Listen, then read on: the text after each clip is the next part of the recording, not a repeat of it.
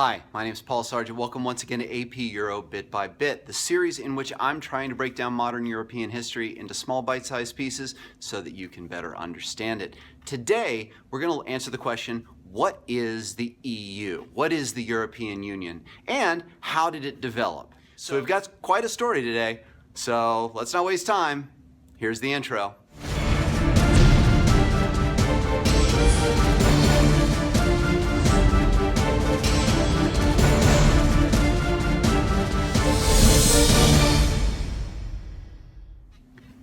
Okay, so the European Union, well, we think of it today as, well, one big sort of conglomeration of European states, and, well, in a way it is and in a way it isn't. But in order to understand it, we have to go back in time a little bit to the end of World War II. Now, Europe was completely devastated by World War II. The destruction was on the scale of something which had never been seen before in human history. And there was this need to rebuild. As you may know, the Marshall Plan in the United States gave lots of things to European countries to help them recover, but European countries started to realize that they needed to not only create an economy which was going to be strong, but also try and prevent more war between themselves, something which, honestly, they'd been doing for quite a long time. So in 1950, 6 states came together and created the European Coal and Steel Community. The idea behind this was that they were going to put all of the trade of these two commodities together and deal as one sort of group, one nation, if you will, working together and eliminating trade barriers between themselves. It proved to be very successful because by uniting, they were not competing with one another, they were working together to become a larger market. And it was successful. And it meant that if they were economically tied, that there would be less chance that they would become, hostile.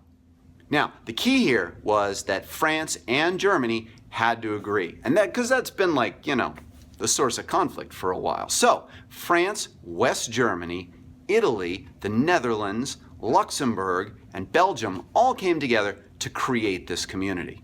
Now, one thing that needs to be understood is that Great Britain, the United Kingdom, did not be a part of this. In fact, they weren't really invited.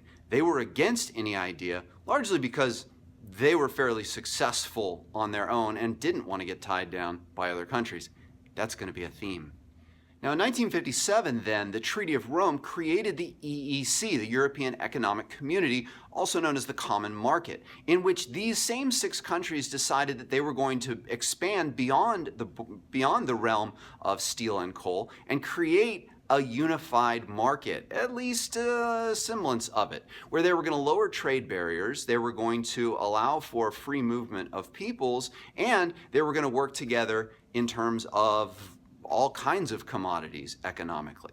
Now, notably, France vetoed the admission of Britain into this because, well, you had the Charles de Gaulle government, and he was kind of a little bitter about the way that he was sidelined during World War II, and so he was kind of taking it out, blaming it on the British and the Americans. The European Economic Community, though, or the Common Market, would form the basis of what is today the European Union. Now, it's important to note at this point that we're talking economics mostly. This is not political union. This is not social union. This is simply an economic thing.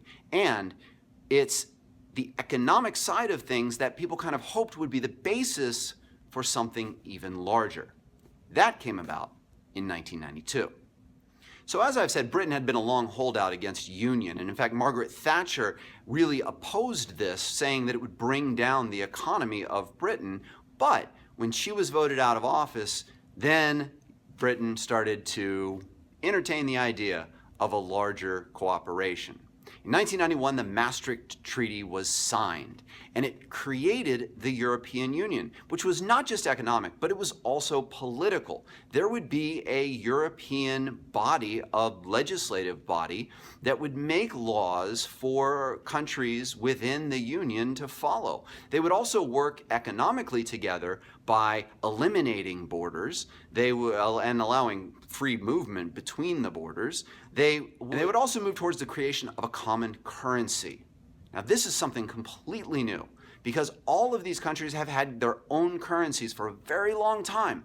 And now the German mark, the French franc, the Italian lira, and lots of other different currencies were going to disappear in favor of the euro.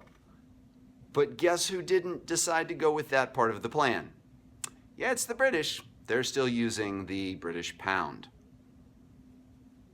Yeah, still today. Originally, the European Union had 12 member countries, and since then it's expanded to include former Soviet countries after the collapse of communism and other countries which are trying, even today, to gain entry into this community. Bringing in different peoples is meant to ensure that war will not occur on the European continent because they're going to be too tied together. But it brings with it some other problems. In fact, the United Kingdom continues to debate its participation in the European Union, saying that it's taking away from their national sovereignty. And ultimately, that is the weakness that the European Union is facing, is that while the countries want to contribute together and while they want to cooperate and even have a common currency, they want to maintain national identities. And so it's a limited government. Now, just to kind of wrap these things up, I look at the European Union as European history having come full circle.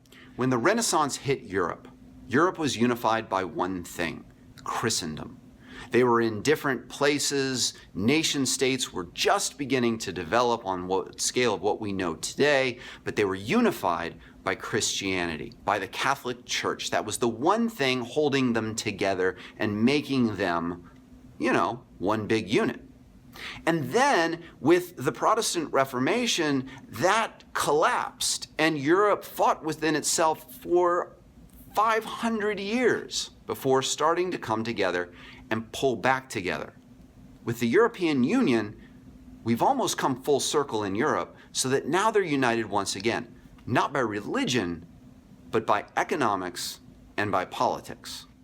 So anyway, that's the brief history of the formation of the European Union. Starts off small, 6 countries getting an economic agreement together, and it expands to encompass almost all of Europe today. It's got its problems, it's got its benefits, but it's here. So anyway, I hope that helps you understand it, and I hope these videos are helping. So yes, spread the news, please, if you will, about these videos. Especially, it's probably that time of the year where AP exams are right around the corner. You're wrapping up the course. It's a good time to review AP Euro bit by bit. I've got some review materials. So you can look at those, or you can go to my website at paulsargent.net and see exactly what's going on. So hope that helps. As always, my name's Paul Sargent. This is AP Euro bit by bit. Thanks for watching.